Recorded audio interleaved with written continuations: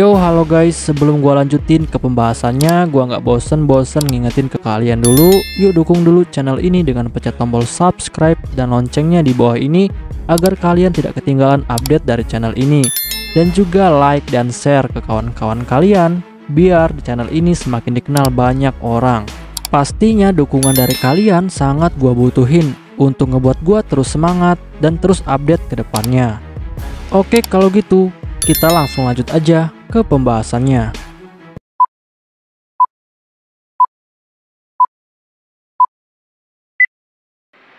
Yo, halo guys, kali ini gue bakal ngebahas light novel The Eminence in Shadow volume pertama chapter ke-8.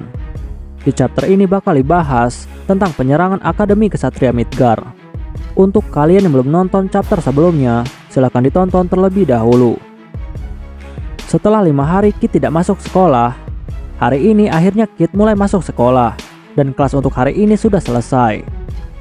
Tetapi sebelum itu ada sebuah pengumuman bahwa untuk semua kelas tidak diperbolehkan pulang terlebih dahulu karena nantinya ada pidato dari calon ketua OSIS di setiap kelas. Dan bagi Kit hal ini adalah hal yang sangat tidak penting. Dan tidak lama setelah itu datanglah calon ketua OSIS ke kelas Kit. Dan ternyata orang itu adalah Rose Oriana. Dan Kit yang melihat Rose, dia pun sedikit agak terkejut. Bahkan Rose juga yang melihat Kit, dia pun langsung tersenyum kepada Kit. Walaupun sebenarnya Kit tidak peduli sama sekali. Dan malahan yang kegeeran adalah Skell, yang saat itu dia duduk di sebelah Kit. Dan Skell mengira jika Rose tersenyum kepadanya. Dan dengan sangat pede, Skell pun bilang kepada Kit bahwa dialah yang kemungkinan diperhatikan oleh Rose. Tetapi Kit hanya mengangguk. Dan saat Rose memulai pidatonya, tiba-tiba Kit mulai merasakan bahwa sihirnya terasa diblokir. Dan hal ini membuat Kit sangat yakin bahwa nantinya ada penyusup yang akan segera datang ke tempat mereka. Dan mereka sengaja menggunakan sebuah item yang bisa memblokir semua jenis sihir, agar semua orang di kelas ini tidak ada yang bisa melawan dengan sihir.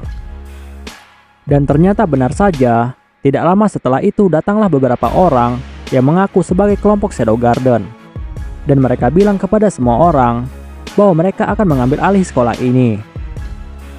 Tetapi Kit yang melihat kejadian ini, dia malah merasa sangat kegirangan. Karena ternyata para penjahat ini sudah mengambil peran sebagai teroris yang akan mengambil alih sekolahan. Dan itu terdengar seperti sebuah cerita novel yang pernah dia baca. Dan yang membuat Kit sangat antusias adalah karena nantinya harus ada yang mengambil peran untuk membasmi para teroris. Dan saat itulah dia dan juga seluruh anak buahnya di Shadow Garden akan membasmi para teroris. Dan hal itu juga akan membersihkan nama Shadow Garden. Di sisi lainnya, para penyusup itu mulai menodongkan senjatanya kepada para siswa termasuk Rose. Dan itu membuat mereka sangat ketakutan. Tetapi Rose Oriana, dia adalah orang yang berani menantang para penyusup itu. Tapi sayangnya Rose tidak bisa menggunakan kekuatannya, sehingga Rose menjadi sangat lemah. Dan lebih parahnya, ternyata Rose tidak menyadari jika sebenarnya dia tidak bisa menggunakan sihir karena sihirnya telah terblokir. Sehingga dia dengan berani langsung menantang semua penjahat itu untuk bertarung. Dan saat Rose ingin menggunakan kekuatannya, dia pun menjadi sangat terkejut karena ternyata sihirnya tidak bisa digunakan. Sedangkan di saat yang sama, para penyusup itu pun langsung mencoba untuk menebas Rose. Dan Kit yang melihat hal itu, dia pun dengan cepat langsung mengambil tindakan karena dia berpikir bahwa yang pantas untuk menjadi korban pertama adalah dirinya sendiri dan bukan orang lain. Dan dia tidak akan membiarkan siapapun untuk mengambil peran itu. Lalu Kit dengan cepat langsung melindungi Rose dengan tubuhnya. Dan Kit pun akhirnya langsung tertebas. Tetapi di sini Kit hanya pura-pura terkena serangan itu. Dan dengan kantung darah yang dia simpan, akhirnya hal itu membuat semua orang menjadi percaya jika dia sudah tertebas. Dan dengan aktingnya yang sangat sempurna, Kit pun langsung berpura-pura jika dia sudah mati dan langsung tergeletak di atas lantai. Sedangkan semua orang yang melihat itu, mereka pun menjadi sangat panik. Dan Rose dengan penuh kesedihan, dia pun langsung mengangkat tubuh Kit yang sudah tergeletak di hadapannya. Lalu Rose sambil menangis bilang kepada Kit bahwa Kit itu ternyata adalah orang yang bodoh dan kenapa Kit melindungi dirinya. Dan di sini, Rose pun mulai mengingat semua kejadian saat dia bertarung dengan Kit. Dan saat itu dia melihat bahwa Kit itu adalah orang yang sangat gigih. Bahkan walaupun tubuhnya telah terluka, Kit masih menatapnya dengan tatapan yang sangat serius. Tetapi di sini, Rose malah salah paham. Dan dia beranggapan bahwa alasan Kit menolong dirinya adalah karena Kit mencintainya. Dan hal ini membuat Rose sangat terharu. Karena baru kali ini dia merasa sangat dicintai. Padahal dulunya dia adalah seorang putri yang sangat cantik. Dan banyak sekali pria yang telah melamarnya. Tetapi di antara mereka semua, tidak ada laki-laki yang benar-benar tulus. Lalu sambil menangis, Rose pun langsung berterima kasih kepada Kit. Dan dia bersumpah bahwa dia akan membalaskan dendam dari Kit. Sedangkan sebenarnya, Kit sama sekali tidak memiliki niat untuk melindungi Rose. Bahkan Kit juga di sini hanya pura-pura mati. Karena dia ingin mendapatkan peran sebagai korban pertama dari para teroris. Dan setelah itu, para teroris pun langsung membawa semua orang, termasuk Rose, untuk dikumpulkan di aula sekolah bersama dengan siswa yang lainnya. Sedangkan Kit, dia ditinggalkan di ruangan itu karena semua orang menganggap jika Kit sudah mati. Dan saat semua orang telah pergi, Kit pun langsung bangun kembali. Dan dia pun mulai memukul dadanya agar jantungnya berdetak kembali. Dan hal ini ternyata adalah salah satu teknik rahasia pecundang milik Kit. Dan cara kerja dari teknik ini adalah Kit sengaja menghentikan detak jantungnya menggunakan sihirnya selama 10 menit. Dan teknik ini dinamai Kit dengan nama kematian 10 menit. Dan setelah itu, Kit pun langsung bergegas untuk memulai semua misinya. Di sisi lainnya, saat ini Sherry sedang sibuk meneliti artefak. Dan dia sebentar lagi akan mendapatkan petunjuk tentang artefak itu. Bahkan Sherry sampai tidak tahu jika sekolahnya telah diserang. Dan setelah Sherry hampir mengungkap rahasia di balik artefak itu, tiba-tiba ada serangan di ruang penelitian. Dan hal itu membuat Sherry dan juga 2 penjaga lainnya langsung bersiaga. Dan tidak lama setelah itu, masuklah seorang penyusup. Dan dia bilang kepada mereka bertiga bahwa dia adalah Shadow Garden. Dan namanya adalah Rex si pemberontak. Dan tugasnya hanyalah untuk mengumpulkan artefak. 2 penjaga Sherry yang melihat hal itu, mereka pun langsung bersiap untuk bertarung. Sedangkan Sherry, dia pun langsung mengambil artefaknya dan bersembunyi di bawah meja. Tetapi ternyata Rex sudah tahu bahwa ada seorang gadis yang telah bersembunyi di bawah meja. Dan dia sangat yakin jika gadis itulah yang membawa artefak yang dia cari. Lalu dengan cepat, Rex pun langsung mencoba menebas Sherry. Tetapi serangan itu langsung ditahan oleh salah satu ksatria dari kerajaan Midgar, yaitu Glenn. Dan Glenn langsung mengenalkan dirinya kepada Rex. Glenn bilang bahwa namanya adalah Glenn si Singa. Dan dia adalah wakil komandan dari pasukan Crimson Knight. Dan dia juga mengenalkan temannya kepada Rex. Glenn bilang bahwa temannya ini adalah salah satu anggota dari Crimson Knight. Dan namanya adalah Marco. Dan setelah itu, Marco langsung menyuruh Sherry untuk segera lari. Sedangkan mereka akan menahan Rex.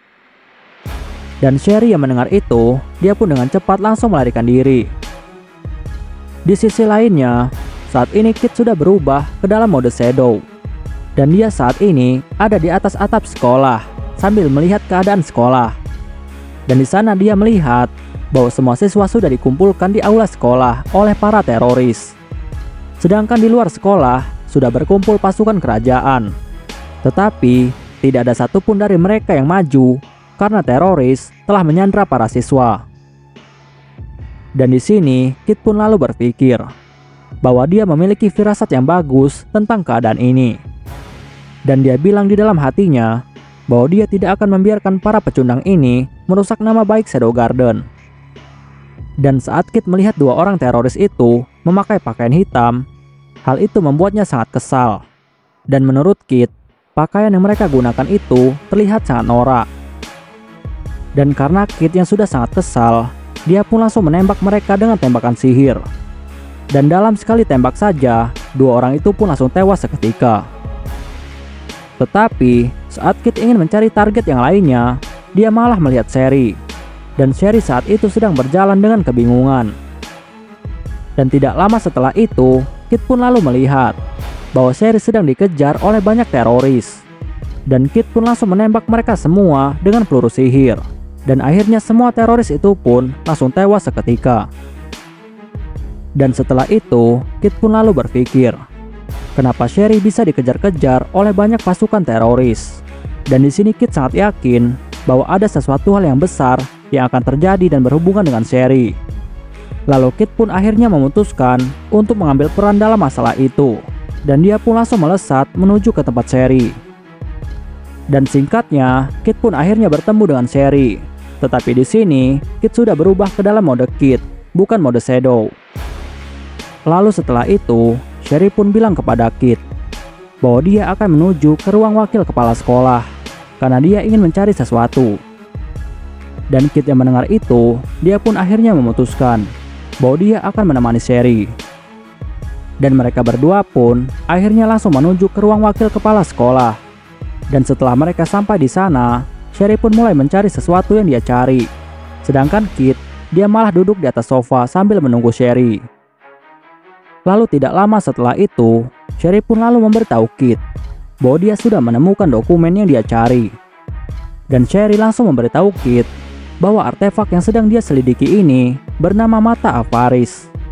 Dan artefak ini bisa menyerap semua energi sihir yang ada di sekitarnya. Dan itulah alasan kenapa semua orang di sini tidak bisa menggunakan sihir. Sedangkan para teroris, mereka telah mengatur semuanya. Karena artefak ini tidak akan menyerap sihir dari orang yang sudah terdaftar ke dalamnya. Sehingga para teroris akan bebas menggunakan sihir. Sedangkan untuk para siswa dan juga guru, mereka belum terdaftar ke dalam artefak ini. Sehingga energi sihir mereka telah diserap. Dan Sherry juga memberitahu Kit bahwa artefak ini memiliki batasan dalam menyerap sihir. Sehingga jika sihir yang diserapnya sudah penuh, maka artefak ini akan meledak. Bahkan daya ledakannya dapat menghancurkan seluruh sekolah. Dan Sherry juga lalu bilang kepada Kit bahwa mereka berdua harus segera menghentikan artefak ini. Tetapi untuk saat ini, dia masih harus meneliti tentang artefak ini. Dan sialnya, semua alat penelitian miliknya ada di ruangan lab yang ada di bawah tanah. Kit yang mendengar hal itu, dia pun lalu bilang kepada Sherry bahwa dia akan membantu Sherry untuk mengumpulkan alat-alat itu. Dan dia akan membawakan alat-alat itu kepada Sherry, sehingga Sherry bisa melakukan penelitiannya. Tetapi Sherry yang mendengar hal itu, dia sangat cemas kepada Kit. Dan Sherry bilang kepada Kit bahwa dia harus segera kembali dan harus berhati-hati. Tetapi sebenarnya hal ini hanyalah alasan dari Kit agar dia bisa pergi meninggalkan Sherry dan memulai semua misinya. Karena jika dia terus bersama dengan Sherry, maka dia tidak akan bisa beraksi. Di sisi lainnya, Rex saat ini sudah berada di aula, di mana para siswa dikumpulkan di sana. Dan setelah itu, dia pun langsung masuk ke dalam suatu ruangan, dan di ruangan itu dia menemui seorang laki-laki bertopeng. Dan nama laki-laki itu adalah Gaun. Lalu Rex bilang kepada Gaun bahwa mereka sudah hampir berhasil mengambil alih seluruh sekolah. Bahkan pasukan ksatria di luar sekolah tidak berani masuk ke dalam sekolah. Tetapi Gaun tidak peduli dengan hal itu.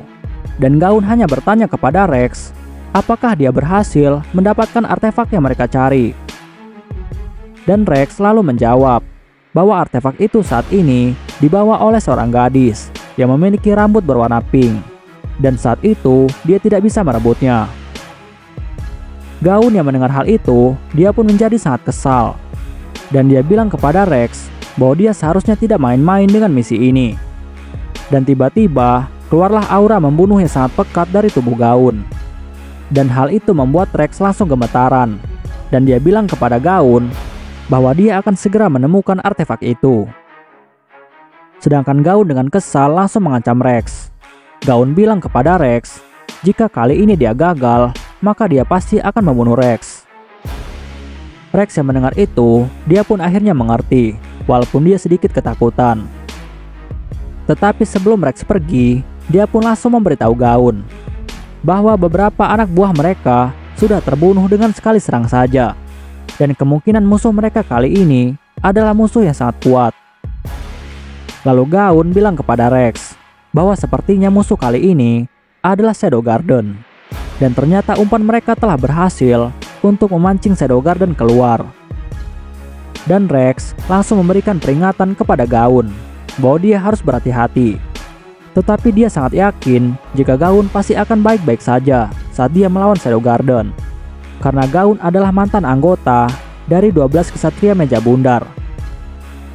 Setelah Rex pergi, Gaun pun lalu bilang kepada dirinya sendiri bahwa jika rencananya kali ini berhasil, maka dia pasti akan bisa merebut kembali posisinya sebagai salah satu anggota dari 12 Ksatria Meja Bundar. Di sisi lainnya, saat ini Rex dan beberapa anak buahnya sedang melewati sebuah lorong yang ada di sekolah untuk mencari artefak yang mereka cari. Tetapi tiba-tiba, ternyata semua anak buahnya telah dibantai dengan sangat cepat. Bahkan dia tidak bisa melihat gerakan dari si penyerang. Dan tidak lama setelah itu, ternyata semua pasukannya telah dibantai dengan sangat sadis di depan matanya. Bahkan dia tidak bisa melakukan apapun. Dan saat itu, dia pun akhirnya melihat si penyerang itu. Dan orang itu ternyata adalah seorang siswa yang masih memakai seragam sekolah. Dan ternyata orang itu adalah Kid Kageno. Tetapi tidak sampai di situ. Kid pun dengan cepat langsung mencoba untuk menyerang Rex, yang saat itu dia sedang sangat panik. Dan Rex yang sudah sangat panik, dia pun mencoba untuk bertahan. Tetapi serangan dari Kid itu berhasil membuatnya terluka cukup parah. Bahkan tangannya langsung terpotong. Tetapi ternyata Rex masih belum mau menyerah, dan dia pun langsung mengeluarkan pedangnya untuk menyerang balik. Tetapi sayangnya Rex tidak bisa mengikuti gerakan dari Kid, dan dengan cepat Kid pun langsung meninju perut dari Rex, dan itu membuatnya langsung muntah darah. Dan di sini Rex pun lalu menduga bahwa Kid bisa sekuat ini karena Kid pasti telah menggunakan artefak itu. Bahkan Rex tidak percaya jika Kid bisa sekuat ini. Dan dia sangat yakin jika Kid saat ini sudah mencapai batasnya. Dan saat Kid sudah melemah, dia pasti akan langsung membunuh Kid. Lalu setelah itu, Kid pun langsung mencoba untuk menyerang Rex. Dan Rex yang mengetahui hal itu, dia pun mencoba untuk menahan serangan dari Kid menggunakan semua kekuatannya. Tetapi sayangnya, ternyata serangan Kid itu lebih kuat daripada pertahanannya. Dan itu membuat Rex langsung terpental dan masuk ke dalam sebuah ruangan. Dan saat dia bangkit dan melihat ke seluruh ruangan, hal itu membuatnya sangat terguncang. Karena dia melihat bahwa di ruangan itu sudah banyak sekali mayat dari pasukannya yang telah dibantai oleh Kid dengan sangat sadis. Dan dia yang melihat hal itu, dia pun menjadi sangat ketakutan. Bahkan dia tidak percaya jika Kid lah yang telah membantai semua pasukannya sendirian. Dan saat itu dia pun akhirnya menyadari jika seorang laki-laki yang telah dia lawan ini adalah orang yang sangat kuat. Tetapi sayangnya semua itu sudah terlambat. Dan dalam waktu yang sangat singkat, kedua tangan Rex langsung tercabik. Bahkan tidak lama setelah itu, seluruh tubuhnya pun mulai tercabik-cabik sampai kepalanya terputus. Dan sebelum dia mati, dia pun sempat berpikir bahwa Kid itu ternyata adalah seseorang yang memiliki kekuatan yang tidak terbatas. Dan dengan ini, Rex pun akhirnya tewas dengan sangat mengenaskan. Di sisi lainnya, saat ini Nu sedang menjalankan tugas sebagai anggota dari Shadow Garden. Dan saat ini dia sedang memeriksa ruangan lab. Tetapi di ruangan itu, dia pun lalu melihat ada dua orang yang sudah terluka. Tetapi sayangnya, salah satunya telah mati. Dan ternyata yang sudah mati itu adalah wakil komandan dari pasukan Crimson Knight, yaitu Glenn. Sedangkan yang satunya lagi, dia sedang sekarat. Dan orang itu ternyata adalah Marco Granger. Dan ternyata Nu sangat mengenal Marco Granger. Karena dulunya Marco itu adalah laki-laki yang telah dijodohkan dengan dirinya saat dia masih seorang bangsawan. Dan dia sangat tahu bahwa Marco itu adalah orang yang sangat kuat. Bahkan semua orang berpikir bahwa Marco lah yang kelak akan menjadi pemimpin dari pasukan ksatria kerajaan. Dan Marco adalah orang yang sangat bijak dan juga adil. Tetapi sayangnya saat itu, dia tidak pernah mencintai Marco, karena itu hanyalah perjodohan. Tetapi tiba-tiba ada yang memanggil dirinya. Dan ternyata orang itu adalah tuannya, yaitu Tuan Shadow, atau Kid Kageno.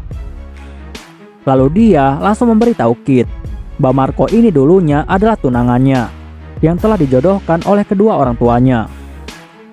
Dan Kid lalu bertanya kepada Nu, apa yang akan dilakukan olehnya kepadanya. Dan dia pun lalu menjawab bahwa dia tidak punya alasan untuk membunuhnya, ataupun untuk menyelamatkan hidupnya. Tetapi Kid lalu bilang kepada Nu bahwa apapun pilihan dari Nu, hal itu tidak masalah baginya.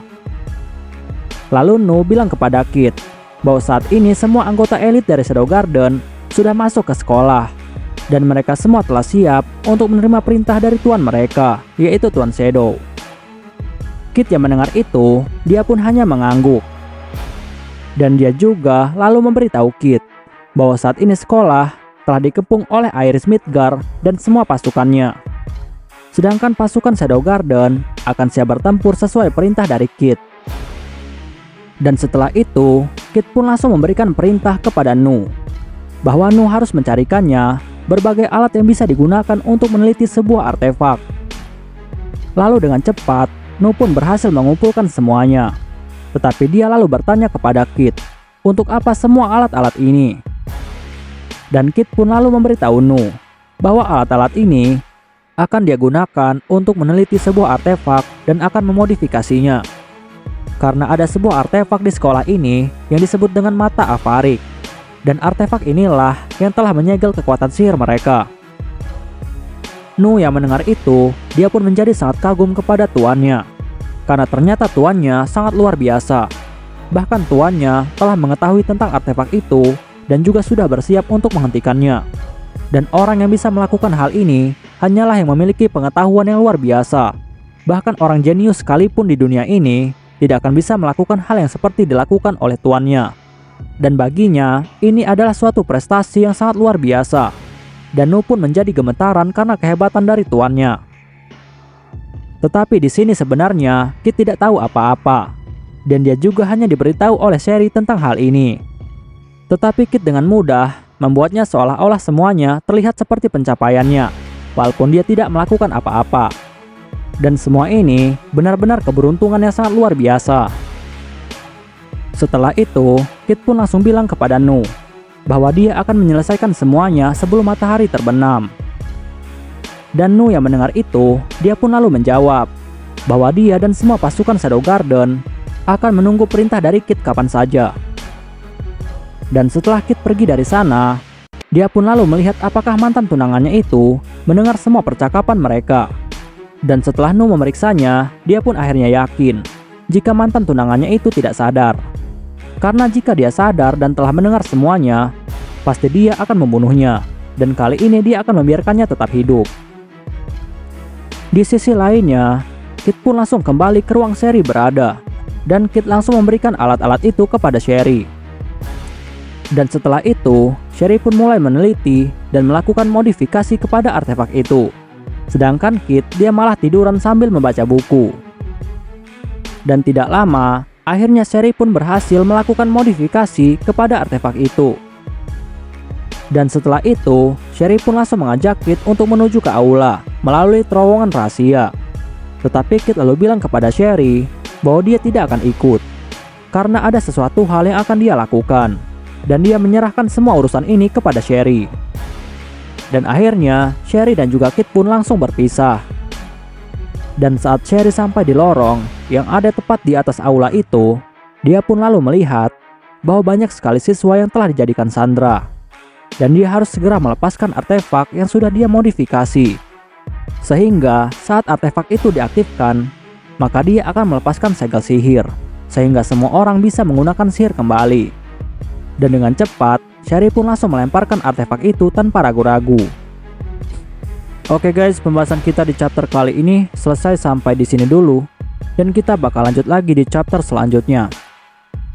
Gua nggak bosan-bosan ingetin ke kalian untuk dukung channel ini dengan pencet tombol subscribe, like, share ke kawan-kawan kalian, biar channel ini semakin dikenal banyak orang.